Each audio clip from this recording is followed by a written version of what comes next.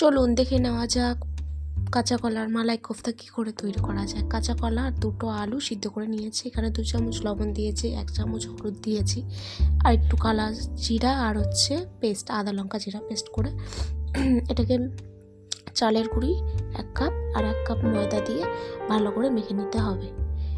লাগলে জল দিয়ে দিবেন অল্প করে। আর এখানে তেল মিডিয়াম আঁচে গরম করে একটা একটা করে বড়ার মতো শেপ দিয়ে ভেজে নেবেন, যেরকম কোফতা ভাজে সেরকম।